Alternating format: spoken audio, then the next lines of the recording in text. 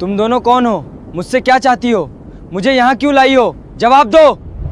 मैं आज आपको अयान के साथ हुई एक ऐसी घटना बताने वाला हूँ जिसे सुनकर शायद आपको यकीन ना हो। तेरी गर्दन पे निशान है, ये कैसे आए? मुझे नहीं पता जैद, ये सिर्फ सपना नहीं है। लेकिन इस कहानी की सबसे डरावनी बात ये नहीं है कि अयान को मुर्दे दिखते थे। सबसे डरावनी बात तो ये है कि अयान को अपनी मौत पहले ही दिखाई देती थी और वो कभी अपने आप को कब्र में देखता था और कभी इतनी ऊंची इमारत पर देखता था कि वो वहाँ से गिर रहा है। बचाओ! और कभी उसे लगता था कि उसके कमरे में कोई खड़ा होकर उसे देख रहा है। वहाँ कोई खड़ा था।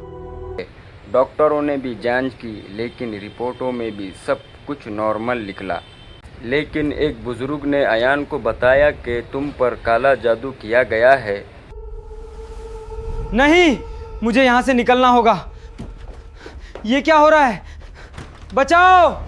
तो अयान के ये सुनकर होश ही उड़ गए। जब अयान ने उन बुजुर्ग से पूछा कि ये काला जादू मुझ पर किसने किया है, तो उन बुजुर्ग ने जवाब दिया। जवाब सुनकर अयान के पैरों तले ज़मीन ही खिसक गई।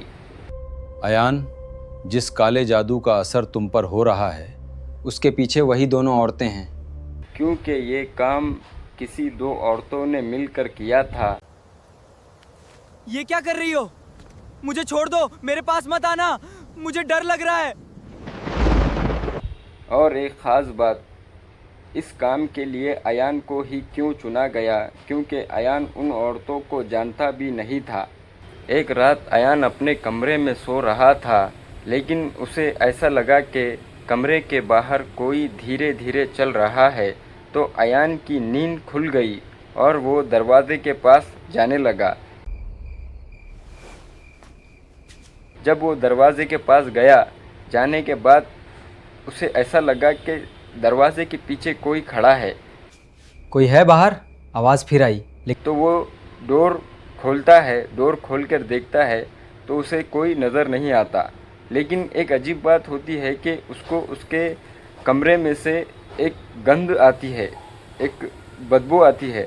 फिर मुझे एक अजीब गंध आई, जैसे गीली मिट्टी और किसी सड़ी हुई चीज़ की। तो जब वो देखता है, इधर उधर कोने में देखता है, तो उसको एक गली सड़ी, एक गंदी कफन में लिपटी हुई उसको लाश दिखती है। वो कफन में लिपटा हुआ था। मुझे लगा मेरी सांस रुक गई। मैं डर कर पीछे हट गया। वो लाश को देखकर बड़ा घबरा जाता है और डर जाता है और वो चीखता हुआ है कि नहीं अपने कमरे से बाहर निकल जाता है। अयान! क्या हुआ? मेरे कमरे में लाश थी। क्या कह रहे हो? मैंने अपनी आंखों से देखा है।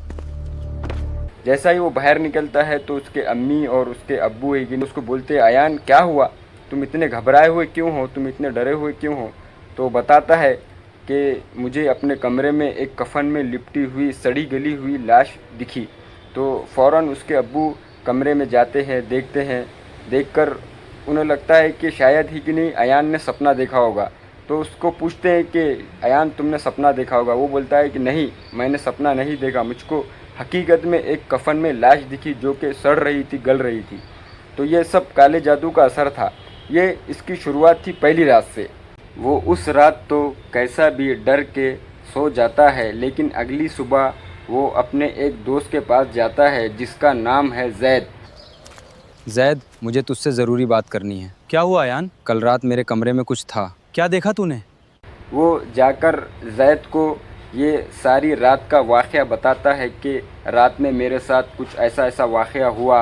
मुझको अपने कमरे में एक गंध आ रही थी और मुझको एक गली सड़ी सी कि नहीं मुझको अपने कमरे में लाश दिखी। तो उसका दोस्त भी ये सुनकर बड़ा हैरान होता है। मैंने कफन में लिपटी लाश देखी। लाश? हाँ, बिल्कुल मेरे सामने। तू सच बोल रहा है? वो दोस्त को बोलता है कि आज तू मेरे साथ मेरे घर चल और आज की रात मेरे साथ ही तू सोना। तो दोस्त मान जाता है। दोस्त बोलता है चलो ठीक है, मैं आ जाता हूँ तेरे साथ सोने के लिए। आज रात मेरे साथ रुक जा। ठीक है, मैं रुकूंगा। मुझे अकेले डर लग रहा है। मैं तेरे साथ हूँ। तो वो दोनों जाते हैं घर पर। जाने के बाद ही कि नहीं रात होती है। रात होने के बाद अयान को वो बोलता है कि अयान तू सो जा, मैं होशियारी हूँ, अब आराम कर। कोशिश करता हूँ, मैं यहीं हूँ, अगर फिर कुछ दिखाई दिया तो। और उसी रात जैद और अयान अपने कमरे में बैठे हुए होते हैं, लेकिन अचानक ही अयान एकदम चुप हो जाता है। चुप होकर अपने कमरे में एक कोने में एक सरीका घूरने लगता है। लेकिन जैद परेशान हो जाता है कि ये ऐसा क्यों कर रहा है। अयान के सामने अब उसके सामने उसका कमरा नहीं था, उसके सामने तो एक बहुत बड़ा कब्रिस्तान था, जिसमें उसको बड़ी बड़ी कब्रें और कब्रों में से सड़े गले हुए यकीनी लाशें निकल रही है। मैं यहाँ कहाँ आ गया? ये तो कब्रिस्तान है, इतनी सारी कब्रें। अयान इसे देखकर बहुत डर जाता है और चीखने लगता है। जैद उसका हाथ पकड़कर हिलाता है। हिलाने के बाद जब अयान होश में आता है तो जैद को बताता है कि जैद, मैं अपने कमरे में तो था, लेकिन मेरे ख़यालात किसी और ही तरफ जा रहे हैं। जैद उसको बोलता है कि मुझे बता, आखिर तेरी प्रॉब्लम क्या है, तुझे दिख रहा क्या है?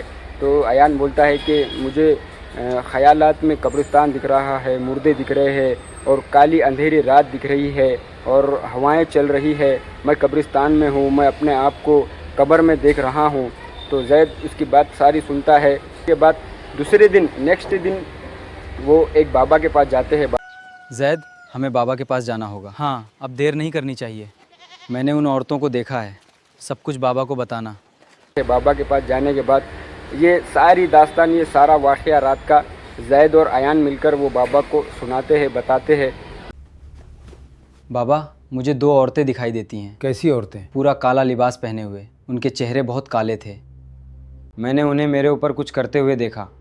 उनके सामने काला कपड़ा और धागे थे, वहाँ मेरी तस्वीर भी थी। बाबा, ये सब क्या है? बाबा बोलते हैं कि जिन औरतों को आपने रात में ख्वाब में देखा, उसे ही कि नहीं, जब वो होश में नहीं था तो उसको कब्रिस्तान में दो औरतें नज़र आई थी और वो औरतों के हाथ में अयान की तस्वीर और कुछ नींबू, कुछ धागे वगैरह और कब्र की मिट्टी ये लेकर ही कि नहीं वो बैठी हुई थी कब्रिस्तान के बाहर। तो अयान ये सारा वाक़या रात का वो बाबा को बताता है। बाबा फिर ये सब देख के, ये सुनकर उनको बोलते हैं कि हाँ, ये जो बात है आप जो मुझको बता रहे हैं, वो जो दो औरतें थी, वो औरतें ने ही आपके ऊपर काला जादू किया है। अयान ये सोचकर कंफ्यूज हो जाता है कि वो औरतों ने आखिर ऐसा क्यों किया मेरे साथ।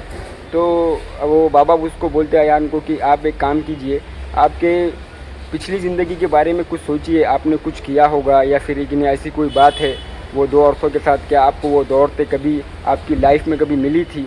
तो अयान सोच में चला जाता है। सोचने के बाद उसको एक बात याद आती है और वो बताता है कि हाँ, मैंने एक वक्त था, आज से तकरीबन 3 से 4 साल पहले मैंने ये दो औरतों को मैंने देखा था। मेरे पास एक पुराना फ़ोन था और वो पुराने फ़ोन से मैंने उनकी तस्वीर निकाली थी।